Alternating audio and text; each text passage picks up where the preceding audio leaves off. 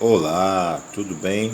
Vamos dar continuidade ao nosso estudo de Efésio, né? Agora vamos estudar o capítulo 6, né?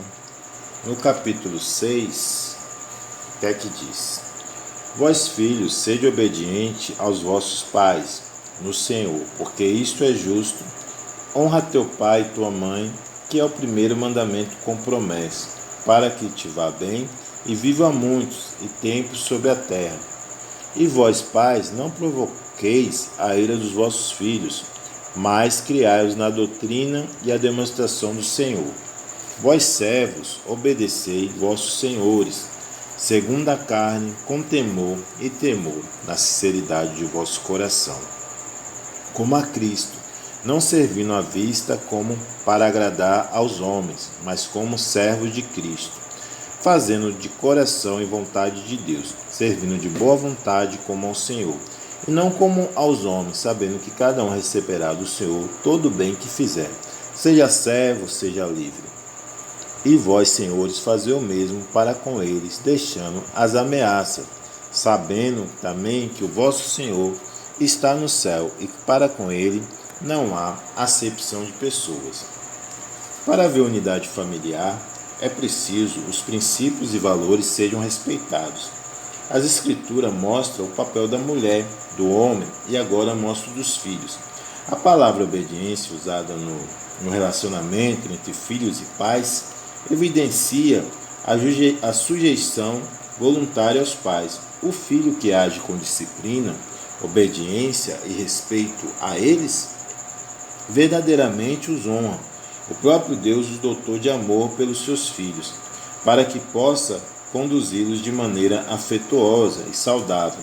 Portanto, a família foi criada para proporcionar proteção, força e bem-estar ao ser humano. Quando há um problema neste convívio que ameaça a estrutura familiar, é porque existe uma atuação maligna afetando este amor. Este é o quinto mandamento sagrado, e o primeiro com promessa. Deus vincula uma vida longa e bem-sucedida àquele que segue a sua orientação. Em outras palavras, quem honra os pais é abençoado e vive muito tempo sobre a terra.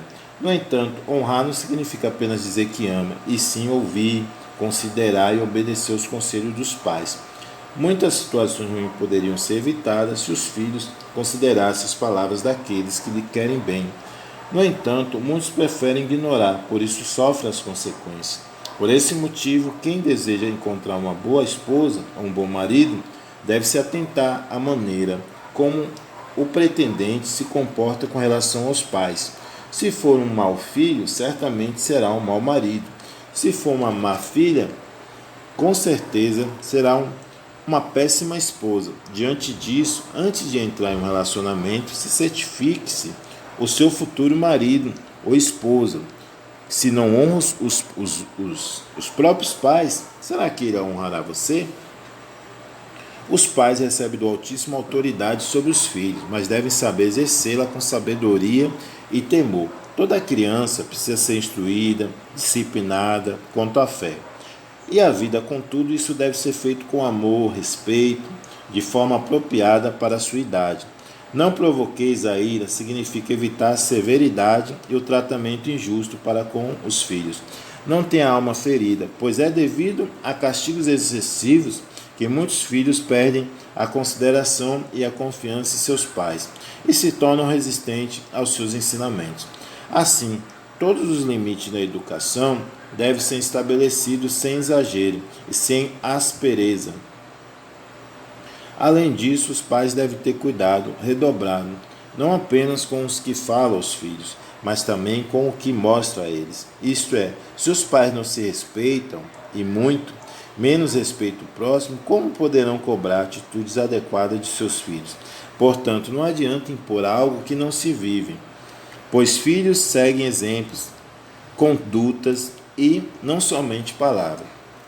Criar-os na doutrina e a demonstração significa que os pais devem criar seus filhos no caminho da fé, que é a maior herança que se pode deixar para eles. Afinal, a instrução com base nos princípios divinos é a maior ferramenta que existe de desenvolvimento pessoal. Em outras palavras, é a fé que nos faz vencer qualquer dificuldade que enfrentamos na vida. Dessa forma, invista no futuro do seu filho, ensinando a ele sobre o Senhor, assim como fez sabiamente a Abraão na sua posteridade.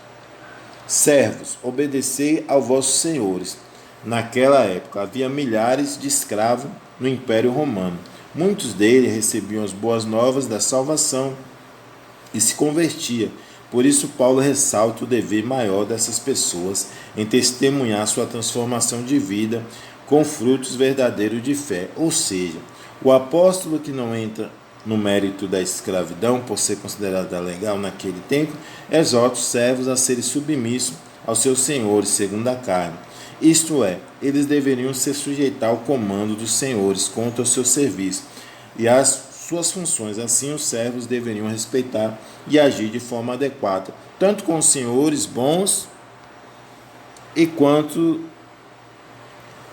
controlado quanto com os rudes. De igual modo, a conduta de um funcionário no trabalho revela sua fé, seu caráter, seus princípios e seus valores. Aquele que se mostra sempre cansado, impaciente, indisposto no desempenho de suas tarefas, além de fracassar em suas atividades, não são honrados por Deus. Vós, senhores, para garantir um tratamento adequado aos servos, as Escrituras trazem a instrução concernente também aos senhores. Deus ensina como o patrão deve lidar com o funcionário, pois embora eles possam ter diferenças sociais na terra, no céu são vistos exatamente da mesma forma. Isto é, o Altíssimo não se deixa influenciar por posição social. Pelo contrário, todos os homens são tratados dele sem acepção. Portanto, aquele que detém autoridade não deve usar de ameaça, pois esse é um método doloroso e cruel. Antes deve ser tolerante, bondoso e, sobretudo, justo. Diante disso, nenhum empregador pode esquecer que há um só Senhor para todos os homens.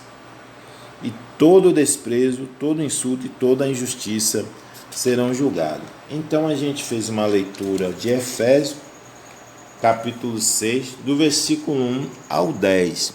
E aí no próximo estudo, a gente vai ler Efésios 6 ainda, que a gente vai ler do capítulo 6, do versículo 10 ao 24. Né? E aí a gente vai terminar Efésios na próxima, e depois daremos estudo a Filipenses, pois começamos o estudo em Efésios, para que a gente possa ter mais clareza da palavra de Deus. Né? Ouvir a palavra de Deus é a coisa melhor que se tem. E a gente fazendo o estudo, a gente vai ter conhecimento, a gente vai conseguir entender aquilo que Deus põe para nossas vidas. Que Deus continue te abençoando. Não se esqueça de clicar em gostei, de compartilhar o vídeo. Se ainda não é inscrito no canal, se inscreva e até o próximo vídeo.